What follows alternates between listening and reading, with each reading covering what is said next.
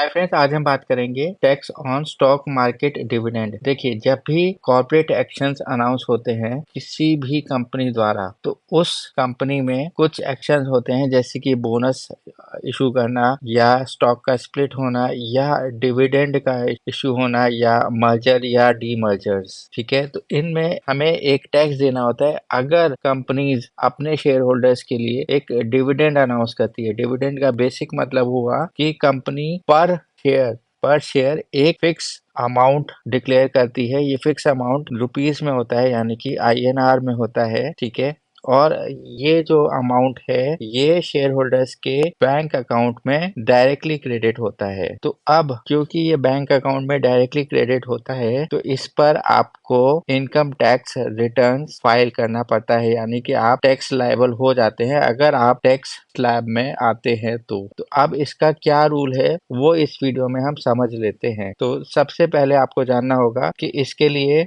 जो डिविडेंड है इनकम है, इसमें टैक्स की लायबिलिटी के लिए दो कंडीशंस आती हैं। सबसे पहली कंडीशन है कि अगर आप शेयर होल्डर हैं कंपनी के और आप रेजिडेंट शेयर होल्डर्स हैं, यानी कि आप इंडियन रेजिडेंट हैं, तो आपके लिए गवर्नमेंट ने डिसाइड किया हुआ है कि अगर आपका जो टोटल डिविडेंड आपको रिसीव हुआ है ₹5,000 है या इससे कम है, मतलब कि 5,000 रुपये या 5,000 रुपये से कम है, तो आपको इसमें कोई भी टैक्स नहीं देना पड़ेगा। ये पूरे साल का, यानी कि हम एक फाइनेंशियल ईयर की बात कर रहे हैं। अगर उसमें आपको जो डिविडेंड टोटल हर कंपनी से मिला है 5,000 रुपये या 5,000 रुपये से कम है, तो आपको टैक्स नहीं देना है। यही चीज एक फाइनेंशियल ईयर में अगर आपका जो अमाउंट मिला है वो 5,000 रुपये से ज्यादा है, तो आपको इसके अंदर टैक्स देना पड़ेगा, जो कि है आपका 10%। ठीक है, अब इसमें एक और बात आपको नोटिस करनी पड़ेगी कि अगर यही चीज आपका पैन के साथ है, पैन कार्ड आपका वैलिड है, तो आपको 10% टैक्स देना है। लेकिन अगर यही चीज आपकी पैन